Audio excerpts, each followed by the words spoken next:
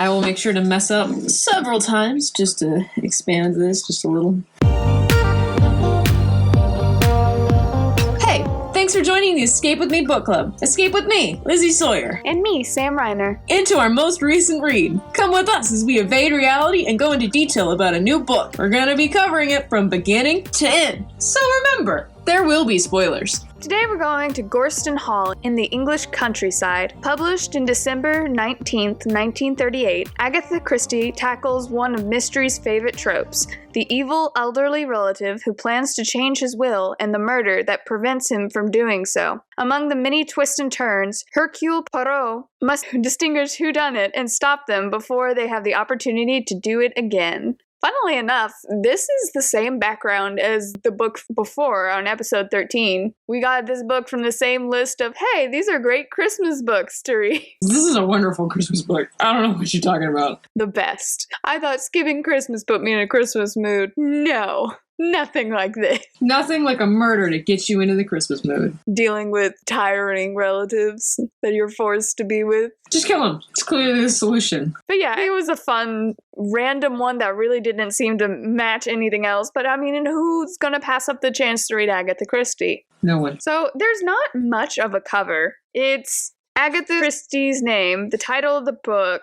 Oh, apparently it was previously published as Murder for Christmas and Holiday for Murder. So this is the third title it's had. But I want to say it's either ice or snow. And then there's bloody footprints walking across. And that's basically it. When I first saw it, I thought that the body was going to be under an ice bed. There was going to be a lake and they were going to find a body under the ice, because looking at this, I thought it was ice, but now that I look at it closer, it could be snow. The picture that I have is not that picture. The picture that I have says Agatha Christie in blocky yellow letters, and then says Hercule Poirot's Christmas in green blocky letters with a piece of holly around Christmas and Poirot and a little red balloon floating up off to the side. See, that actually makes sense. Yeah, that's what I've got. Now that we've read the book, that makes sense. I don't know. I'm a minimalist, so I really like the cover of this, but like I said, it's not much to go off of. So what did you think from your cover? It's going to be an Agatha Christie book, which means there's going to be murder, and it's got my favorite detective in it at the moment, purely because I haven't read her other detective series yet, and that's about all I got from the cover. The balloon was kind of confusing. Yeah, it wouldn't make sense till near the end. All right, okay, balloon, got it. It's one of those things that's a spoiler, but you don't realize it's a spoiler. Yes. I remember, this is way off topic, but I watched one of those 4 beginners for Persona 5, and at a random point, she just throws out, Akechi likes pancakes. I guess things to remember. And I was like, that was weird. And it wasn't until I got to the very end of the game, I was like, holy crap, that was a huge spoiler. How did she get away with that? Akechi likes pancakes. Hint, hint. Yeah, so that was pretty great. But yeah, it's one of those, you expect murder, you expect twists and turns, you expect a popular trope to be twisted in a fun way, as she tends to like to do. But yeah, I was not disappointed. Even going in, this is a really, really played out one. And not too long ago, there was a movie with Adam Sandler and Jennifer Aniston making fun of this trope. And it was honestly one of the funniest movies. But it's one of those things that's played to death. It comes up in drama and it comes up in mystery. It comes up so much you could find it on one of those daytime soap operas. The really, really cheap ones. Definitely, if she was going to put a twist on it, although back then it may not have been nearly as played out as it is now. But if you're going to put a twist on something, this is a good one to twist. Yes. Now we join Stephen as he first meets the enchanting Pilar. Pilar was a hoot. I liked Pilar. She was intense and kind of frightening, but in a way she got away with. She pulled some stuff there. You know you were in for a trip when she begins the story of, yeah, I got really annoyed by my driver. It's like, oh, was he a bad driver? No, a bomb went off and killed him and I was late. It's like, no, he died and I was stranded. Oh! All right. I'm so sorry about that. Yeah. The rating for this book, I don't know, it's kind of complicated because of stuff like that. Nothing happens on screen, but it can get next to graphic because it doesn't actually describe anything in graphic detail, but you can get a pretty clear picture. I don't know, T for teen. I don't know if that's a book rating, but nothing really sexual in it, just murder. Murder! And careless French phrases thrown out randomly. Always. Because he can. I have expected somebody to call him out for him, but I guess no one knows French or something, or they're just like, oh, foreigners, ah ha ha ha. But there was a couple of times he said a couple of French phrases. I was like, dude, you're insulting them to their face. That's so rude. And yet, he got away with it. Ah, Frenchman, even though he's not French. The French. He's Belgian. But let's talk about some of the family secrets, because this family... They need some help, for sure. I don't even know if they need counseling. I think they just need to chuck the whole thing out the window and start over. Extreme intervention. But let's start with Simeon, the almost worst person in the world, who enjoys conflict and being mean to people, and brags about how he destroys people years after they have wronged him. There was one example where they didn't even say how the dude wronged him, and he was like, he wronged me and I waited 10 years and then I destroyed them. And it feels a little bit r/nuclear revenge, because for all we know, he wanted to go on a date with a girl and the dude started dating her first, or something really, really petty. It's probably something really, really petty, to be honest. But he waited 10 years and destroyed his life. Not a great person, but on the same hand, he does have that one redeeming factor where everyone's like, at least he's loose with his money. If anyone comes to him and is like, hey, I want money, he's like, here you go. Okay, take the money. A part of me is like, oh, that's really cool, but the other part of me wonders if it's a control thing. Like, he really gets off on the fact that he has this control over people, that they have to come to him for money. Maybe. I don't know. I think there's something psychologically interesting there. I don't know what it is, though. But he's a mess. And, of course, his terribleness ends up being his demise as Hercule. There you go. That's easier to say by a lot. Keeps bringing up the fact that, oh, it's his character that got him killed, and you find out in the end, yeah, that's true. Dang. But moving on from his terribleness, Alfred and Lydia. I don't know. Alfred felt like a non-presence in a lot of ways. He's very a pushover. To the point where he kind of gets pushed out of the book. Yeah. Alfred? Who? Who? And I mean, his role is to be the doting son, and it's like, if you didn't have such an important role, you might have been forgettable. But Lydia is one of my favorite characters. Oh, she's great. She's awesome. Her and Hilda. Hilda's also great. Wife of the Year award. Poor Hilda. Yeah, I felt bad for her. But their thing is, his entire life, he's been doting on his father, but because he does that, his father hates him. Because apparently, we learn, oh, Simeon didn't love his wife because she doted on him and was forgiving and loving and wasn't a strong personality. And I don't like the book at several points. It was like, oh, it's her fault. If she was different, he would be better to... No. Simeon is a jerk. Yep. Not his wife's fault whatsoever. You cheated with other women? Oh, you think it's her fault? No, that's not how that works, sweetheart. Yeah, it's her fault. She forgave me and was caring and loving, and how dare she? That just made me want to cheat on her more. Like, what person? This person. If you wanted to be like, I want someone with a feisty personality, don't marry her. Ugh. But yeah, Alfred's the doting son, and apparently is too much like the mother in that way. So Lydia hates Simeon because she sees Alfred's affections going by the wayside, and Simeon is just a miserable old man. He's invalidic, so he can't do all the debauchery he used to get up to, and so he has these uncut diamonds that he runs his fingers through regularly so he can remember the good old days where he could freely cheat on his wife and hurt people and destroy their lives. Ah ha ha ha, the glory. Ah, yes. The good old times. Simeon's very close to the worst. Not gonna put him quite there, but he's close to it. But then there's David and Hilda. Like you said, Hilda's awesome, and poor Hilda, because David apparently takes the most after his mom, and he's really artsy instead of being a manly man that Simeon wanted or whatever. And he gets the invitation, and it's one of those, he's cut his toxic father out of his life and never wants to see him again, and it's been 20 years. And then the invitation shows up, and the wife that doesn't completely understand the situation, it's like, no, we should go. You should reconcile with your father. And then they get there, and she's like, oh, this is why he hasn't seen you in 20 years. Oh, you're a douche. Got it. Horrible person. The dude actively makes jabs about his late wife just to get a rise out of him, to the point where the son goes downstairs and plays the death march on the piano. I mean, yeah. Oof. Me too, kid.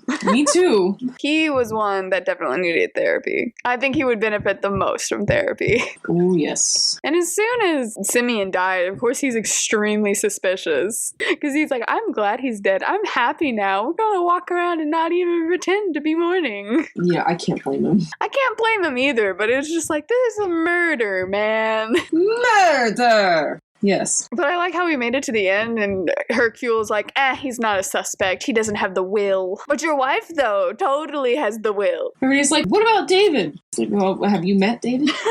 He's too flowery a man, too weak-willed. He paints for a living, you know. There's no way. There's no way. He doesn't have the gumption. David didn't do it. George and Magdalene is where the family should be chucked out and starting over. Those are two very messed up people. What are they, in their 40s? I feel like they're about in their 40s or late 30s. I think he's especially in his 40s. But he's a 40-year-old man who specifically went out of his way to marry a 22-year-old. But she's very clearly a trophy wife. Yes. And she's really clearly a gold digger. Oh, super, for sure. The first time they have a conversation that we see, the conversation is, you should stop requiring your dad to give us an allowance each month, and you should just get a lump sum right now. Which makes her even more suspicious later on when you find out that, oh, she definitely has some affairs going on. George, divorce that woman, please. For your own sake. I don't know, they kind of deserve each other. George is the worst. He's such a greedy miser, and he's in politics, and he's like that stereotypical politician. Wonderful time. Ugh. They don't really have redeemable qualities, either of them. Magdalena goes out of her way to be like, oh, this wasn't an English murder. I bet it was that Spaniard. Hercule calls her out and is like, are you saying she did it? No, of course not. I'm just saying it's not English. Oh, so you're saying it's South African? No! I'm surprised he didn't bring that up. He's like, so do you think it's South African? That would have been interesting. Well, sweetheart, there's only 3 nationalities here other than me. And I wasn't here, so I'm not a suspect. Do you think it's Belgian? We all know what you're implying. That would have been funny. And then there's the part where they call her out. It's like, hey, your alibi's crap. And she just goes wide-eyed and teary-eyed. He's like, George, how could you let them be mean to me? They caught me lying and called me out on it. They're bullying me. Tell them to stop. And then George falls for it like an idiot and is like, stop bullying my wife. And then they leave and she comes back and she has these wide eyes. She's like, I know you can trust you guys to keep my deepest, darkest secret. And I really wanted at the end Hercule to be like, and your wife who was hiding in the closet waiting to talk to her affair partner. I really wanted that to come out. You know your wife, you know she's cheating on you, right? You know, right? It's really obvious that she's a gold digger. She wanted that lump sum so she could go and spend it on her lover. Potentially, whoever the serviceman was that she was living with previously? No clue. I don't know. There was some dubiousness there. That's George's problem. It's like, oh yeah, that was her dad. Or, oh, I wonder if that was a first husband. She married him when she got 18 because she thought she was going to come into like all this money. And then when she got divorced, she was like, no, he was just my dad. Maybe. It's fine. There's some stuff there that we have not completely delved into, and I'm here for it. I want the drama. Agatha, I want to know. I know you have male detectives right now, but make them more curious about this crap. We need to read more of her other detective series with the female detectives. So then we got basically the only 2 servants, because there's 5 women servants that we never talked to. Yep, they're not important because I don't know. I don't know. I mean, I guess it made sense why they brought it up. I don't know if you needed to name all 5 of them and tell us who has been there the longest. For the realism of having everyone in the house named in the police detective search stuff. That was the smallest red herring of everything in this book. Yes. It's the size of your pinky. They have names, and one of them hasn't been here very long. And back to the mystery. This may be important. Probably not. Yeah, no, it's not. We'll never bring this up again. So the 2 actual important servants, Sidney Horbury and Tresselin. Horbury made my skin crawl. Ooh. Who? He was the male nurse for Simeon. Oh, yeah. No, yeah, he was creepy. And they keep describing him as a cat, but I kept imagining rat characteristics. Squeak, squeak. Apparently, he goes out of his way to get information to blackmail people into giving him money. Yes, not a great person. Not at all. And very thankfully, Lydia at the end is like, I never have to see them again. Hercule is like, you are correct. This is a good thing. Because it is. But his whole thing is they think it's possible that he stole, because after the murder, there's missing diamonds. And so they think, oh, so maybe it was Horbury that stole them, and he claims he went on a date at the movies, but oh, that was just a cover-up, and he's just a nasty thief, and da-da-da-da-da. And at one point, Simeon calls nearby policemen and is like, hey, come here, my diamonds have been stolen. And so the whole time they're like, oh, so I bet because he was like, hey, these diamonds have been stolen, come back in like an hour and a half. They're like, oh, so clearly his suspects was a servant and one of the family members. And if it was a servant, they wanted him arrested. And if it was a family member, they wanted to sort it out. And I was like, I'm really surprised Simeon's not like, nah, arrest the family member. Take them all down. And I mean, you come to find out, of course, that's not actually what happened. But I always thought that was weird, that they were like, clearly he wants to sort out the family thing. And I was like, nah. He's a miserable old man. Why would he not want them to suffer? Yeah, he just wants them to suffer. That was the whole plan the entire time. He was like, yes, suffer. Especially when Horbury was exonerated. That was one thing that I always kept my brain open. And I'm not going to say I called the ending. At best, I had the person on my suspect list, and that makes me feel special. But that was one thing that stuck in my head. I'm like, that was really weird. And that he was like, hey, I'm calling the police. Go away and come back. I want to do my own investigation. That felt weird. Then we have Tresselin, and he's not a suspect. The worst they say about him at any point is Lydia and Alfred are like, he would totally lie to protect a family member. But he's not really given an opportunity to lie, because every time he talks, he gives it exactly as we saw through his eyes. So there's no moment where it's like, oh, he tried to come up with an alibi for any of the family members. So I feel like that was a little bit of a waste. Agreed. But Tresselin was an adorable old man. He was probably one of my favorite characters. Yes. I haven't decided on a favorite yet. I know there was a lot of ones that aren't on my favorites list. Speaking of which, Stephen Farr. That was a trip. Ah, yes. The Secret Son. Dun, dun, dun. Yeah, he comes up, he's like, oh, I was friends with your business partner in South Africa. And they're like, Ebenezer Farr's son died 2 years ago. And he was like, oh, I was just an acquaintance. Ah, yes. And that definitely didn't hold water. It was like, I came up and I totally lied because reasons. Like, that was sketchy. That made no sense. I totally lied because I didn't want to get immediately kicked out for being an illegitimate child. Oh, I know what it was. He said, oh, I met Pilar on the train and I saw where she was going. And I was like, oh, I can pretend to be a business partner to spend more time with her. That was honestly kind of creepy. Oh, then you've accidentally ended up here. Got it. And then, yeah, in the end they find out, oh, haha, there's a reason you look so much like Harry. I didn't write Harry down. I almost forgot about Harry. Yeah, I kept forgetting about Harry as well. And he'd be like, yeah, Harry. And I'd be like, the one without a wife. Yes, that one. They spent so much time focusing on how similar Harry and Stephen were. And then they didn't really give Harry any interesting plot points other than he's coming home. No, Harry didn't really have any interesting plot points. And he's never really suspicious because he was having an argument with Alfred. So the entire time you basically write them off. And at the end he's like, aha, that would have been a great disguise.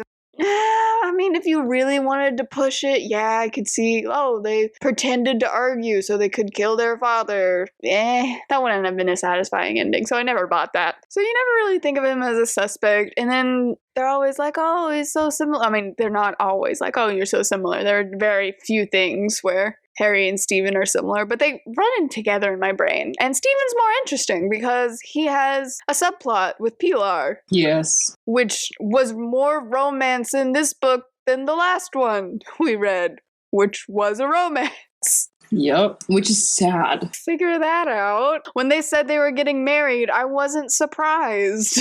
Yep, good amount of romance there, for sure. They're both very weird people. But Pilar's hot. I don't think I wrote down what her real name is. So when we talk about Pilar, she was just somebody else who was in the car with Pilar, but when the bomb hit, it killed Pilar, and so she stole Pilar's luggage and decided to take on this identity because I guess she was an orphan woman who didn't have much place of anything, and she's like, oh, it'll be fun to steal from a rich man, but as soon as she has the opportunity, she doesn't go through with it. And so the weird thing is, out of everybody, Pilar is the most like Simeon, and she's the only one not related to him. His family's weird. And then we get to the very end, and the twist is that the policeman was actually the one who did it. And he figures it out because he buys a fake mustache, takes the portrait of Simeon when he was younger, and puts the mustache up there. Is like, oh,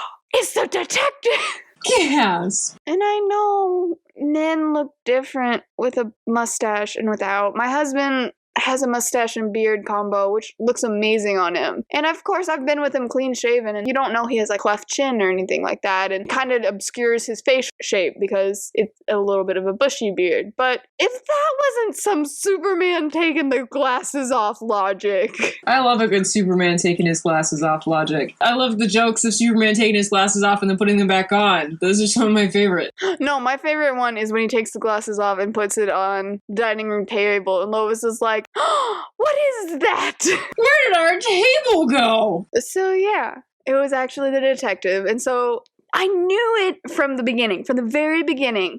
The one thing I will say I knew is when there was so much noise to the murder, I was like, even if a woman came in and was doing this, she would just need to go up behind him and slit his throat. There would be no reason for all of this heavy furniture to be moved about, you know?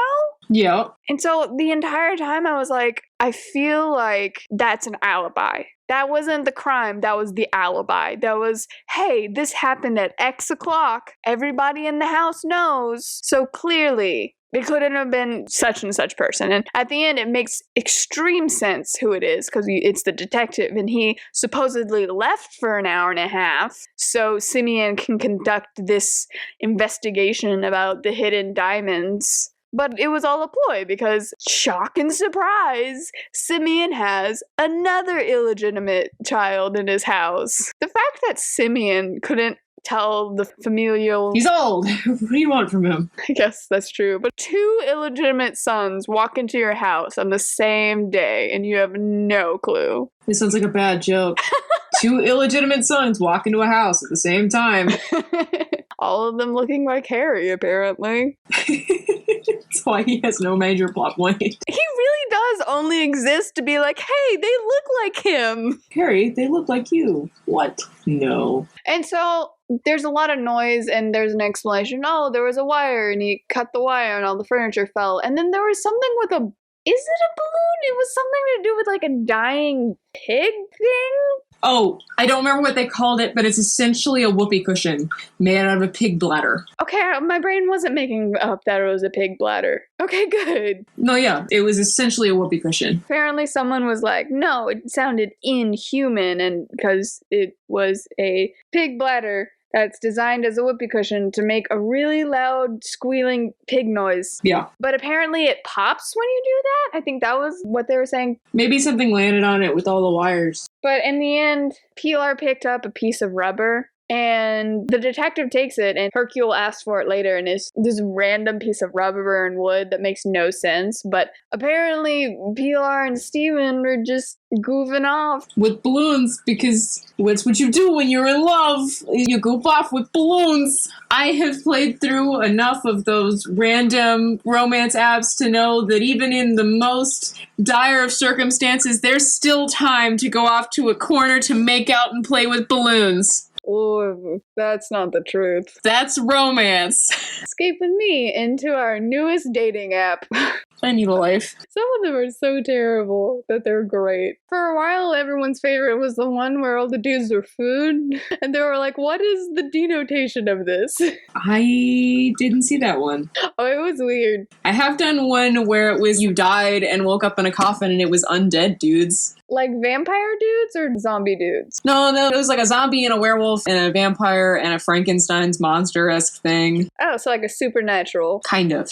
It's like that really cool prom game we used to play, where it's you can date all the monsters. Yes. But going back from trashy romance, frankly. Because it is. I love a good trash romance. Steven's balloon pops, and Pilar's like, oh, it's like that thing I picked up. And suddenly Hercule's like, And that somehow leads them to pig bladders. I guess it was a very common thing at the time. They said it was a fair thing. Something you'd find at the fair. Yeah, and so I'm not sure if it's an English thing or if it's like a 1938 thing. No idea. But either way, that threw me for a loop a little bit. But I totally believe that was a thing. Yeah, it didn't really throw me. My brain immediately went, yes, whoopee cushion. That makes sense. It made sense in the end, but I was not culturally there. I did not think of a whoopee cushion. I was actually imagining a pig's face. It made no sense in my brain. But anyway.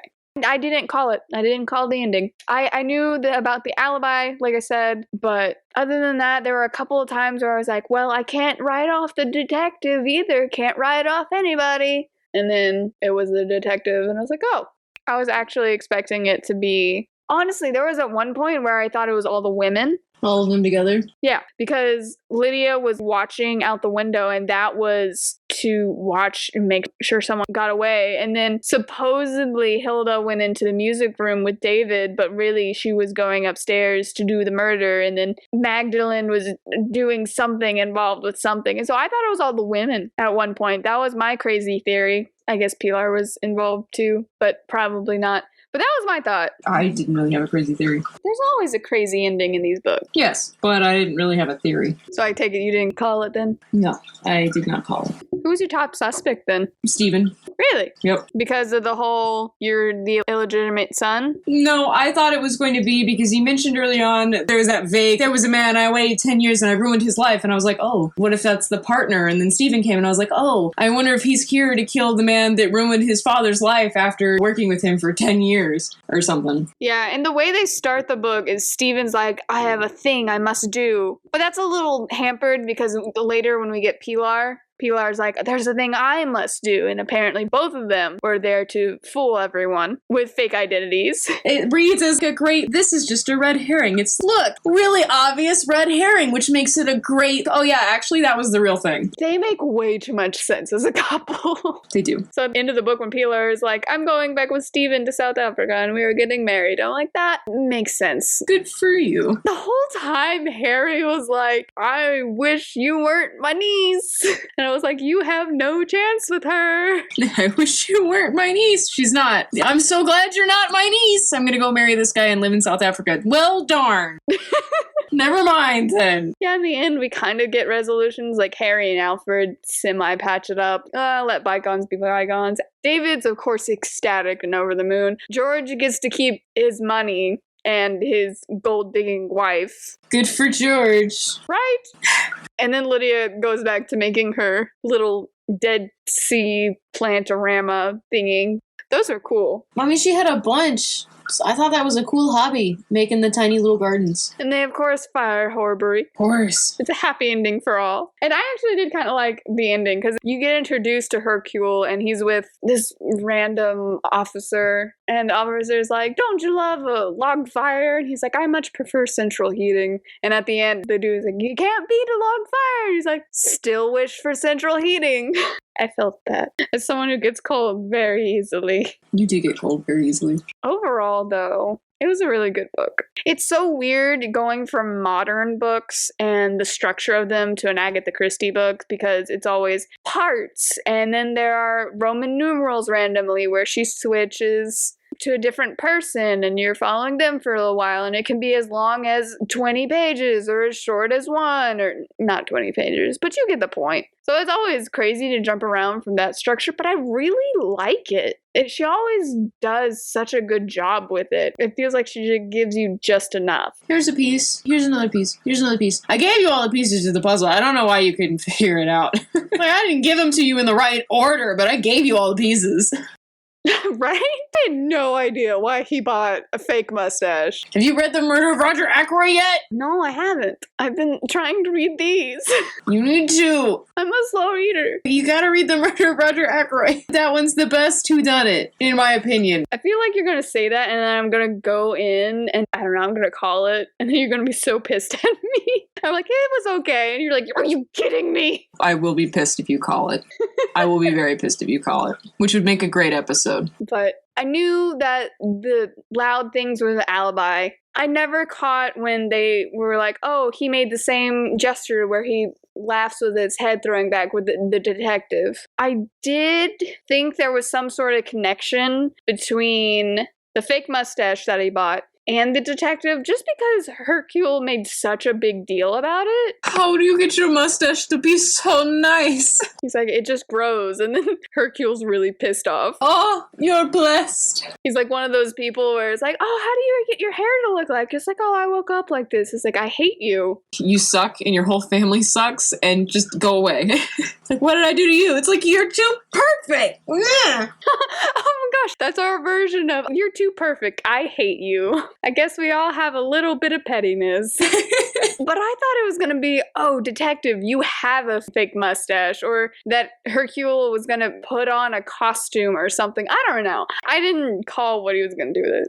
I need to put this fake mustache over my mustache for no particular reason. Or maybe it was going to come out Hercule's mustache was actually fake, and so he wanted a different model that was more like the detective. I didn't know what was happening with that. He's too prideful about his mustache for it to be fake. Yeah. Beside the alibi thing, I don't think I called anything. Like, I didn't call, it was Pilar in the little loft thing. I knew the phone alibi wasn't going to work out, but that was a given. Yep. I just didn't call anything. I don't know. I knew when the cannonball went missing, I was like, oh, someone's going to die. Almost always. Once again, I feel like that wasn't obvious. If you've read anything Agatha Christie, somebody always gets something on their head. It's a favorite. But I did not call it's the water bucket over the door trick, but actually murder. It's the water bucket over the door trick, except cannonball. And death. And blood. She got saved by a freaking nail. What was that? Luck. Plot. Although I did think when Stephen was there, I was half convinced it was him. There was a moment of, oh crap, has Stephen been trying to kill her this whole time? What is happening? Fatal attraction. That would have made sense, honestly. That dude. What did I say? Both of them. Overall, it was a really good book. It was a satisfying read. I ended up not taking that many notes because I was just so interested in reading the book. I didn't want to sit down and write about it. I just wanted to read it. I needed to know. It got to a point where I spend my weekends with my husband because we're kind of split living, for long story. But spend like most of my Saturday one day. I'm like, I need to read this book. Which he was fine with. He's an introvert. He's like, cool, I'm going to go do my thing. No, you said I'm going to read this book, and he went, cool, I'm going to go read this book. Because that's what James does. That or play Fallout. I think it was Fallout. Called it. Oh my goodness, I do. He'd been moving around. He'd done a bunch of different ones recently. But yeah, he went back to Fallout recently. Anyway, I enjoyed it. I always thought Hercule was a little full of himself. And this continues the trend. Hercule's always a little full of himself. That's his character. He is full of himself. I think the weird thing about the movies is they always make him a little bit humbler. No, he's full of himself. You guys gotta run. He's so full of himself. I think it's to make him more appealing to the audience. I'm thinking about the Murder on Orient Express movie, which I really enjoyed. There were a couple of things they changed, but it was to change for movie stuff. So maybe we'll do that as a bonus episode one time. But they always make him a little bit more humble. And I think it's because you don't get to hear how cool Hercule feels about himself. And he isn't throwing around as much gratuitous French so that he may insult people to their faces. He does like throwing around random French. Like Lady Gaga in her early years. Like the time with the balloons, and of course that was a really weird scene, but he comes up and he's like, oh, cool, you guys play like infants. There's a couple other ones. That one really stuck out to me. I was like, dang, that was a little on the nose, man. And I was surprised that PR didn't call him out. But no one calls him out. He's just allowed to do that because he's a cool guy, and he's very popular, as you know. But he's really entertaining. I think that makes him pretty cool. Also, at the end, exactly how it should be. When there's any type of these detective things, you get everybody in the room and then you tell them all their business. Always how that should be done. Yeah, except Poirot usually likes to be like, well, it could be these two people because of these reasons, and they get offended. And he's like, but I'm just laying out the different scenarios. And it could be these two people because of these two reasons, and they get really offended. And he's like, I'm just laying out the different scenarios. And he goes down through the list until he's finally like, but what it actually was is this. Actually, now that you mention it, there was a significant lacking of being offended. There was a couple of people who were like, but wait, this logical point. And I think George got offended because he gets offended at everything. But other than that, there were a lot of people really chill with being accused of murder. I am a little surprised they didn't put a little bit more Christmas into the book. Because this happens December 22nd to December 27th. And I think the murder happens the 24th, so Christmas Eve. And then all the interviews are done that night. And then they investigate the 25th. And on the 26th, Alfred hires Hercule, which is probably for the best, because now I'm wondering if he would have gotten as involved if the police officer had asked him to. Because as soon as Alfred was like, hey, I want to hire you, he's like, are you sure you want to hire me? And then he asked Lydia, he's like, are you sure you want to hire me? You can't just turn me off. And they're like, no, please go do the thing. Feel free to keep going. You're good. So it's probably a really good thing that happened. Now that I think about it. Another reason Harry wasn't suspicious is immediately they were like, how do you feel about all this? He's like, I want you to catch the murderer and go after them to the extent of the law. And I felt like the moment from Jo in The Office where she's like, my mom was a prison guard, and when someone did something, she would ask everybody, what should we do with him once we find him? If they were like, hang him, get him in trouble, all of this stuff, it's like, you're innocent. But if they were like, hey man, maybe we should have let him go, they would be like, haha, you're guilty. And so I guess that reverse psychology is like, I don't feel like Harry's guilty. At no point do I feel like Harry's guilty. Harry, you're useless. He really is just there to be pretty, so we can be like, hey, those two men look like you. So what were your general thoughts? I liked it. It's got a good amount of, well, it could be this person. But it could be this person. But it could be this person. There's no solid point anywhere where you're like, it's obviously this person. Yeah. And especially at the end where he's like, hey, all of you have the potential. And like I mentioned, even the really weak one where it's like Alfred and Harry could have been working together. I mean, they could. Yeah, except not, though. I mean, they weren't. And like I said, I don't think that would have been a satisfying ending unless they really pulled it out. Now that I think about it, they never give a good reason why the detective did it. And I mean, they're like, oh, you're his illegitimate son, and he paid your mom off so she could go find a husband. Murder! There was a leap there, and all you really get from him is like, I would do it again. You get this feeling that nobody even really knew him, so I don't know, it was all premeditated. So he literally came, met the dude, and is like, I'm gonna kill you now, and then left. Yep. Oh well, sometimes it's about the destination and not about the journey. Wait, reverse that. It's the journey, not the destination. The man died. That's all that matters. I know cliche phrases. But what would be your one question for the author? I don't really have one. There's nothing you want to ask the great Agatha Christie from the grave? There's nothing I want to ask her, no. I want to know some more of his writing process. I'm really curious how she came up with some of the characters. In that, does she seek a role to fill, or does she make these characters and these motivations and then find a role for them? Or both? Because, like I said, Harry fills a role, Alfred fills a role. A lot of them fill really good roles. So I don't know. That would be really interesting to know more about these characters. Also, I would like to know which of these would be her favorite that she wrote. Because as an author, I don't believe you can't not pick favorites when you work on a book for very long and a book takes forever. So I want to know her favorite character. And we both understand that now because you're 50,000 words in and I'm still only like 5,000 words into mine. But there you go. There's 2 questions. I've got 2, one for each of us. Thanks. Overall, I'd give this a surprise Christmas gift out of 10. I wasn't expecting to have it this year, but I really enjoyed it, and I'm happy it happened. By sheer happenstance of this person on the internet being like, hey, this is a Christmas-related book. It is now in my life. Thank you. It's the die-hard of Christmas books. Oh my goodness. It actually happened over Christmas! So there you go, random internet person. I was mad at you before, but this makes up for it. I'd give it a well-made Yule log out of a warm fire after playing in the snow. I've never had a Yule log or had any experience with one. I realized after reading this, I feel like that's like a Christmas thing where they're like, Yule logs. Yeah. But that sounds really nice.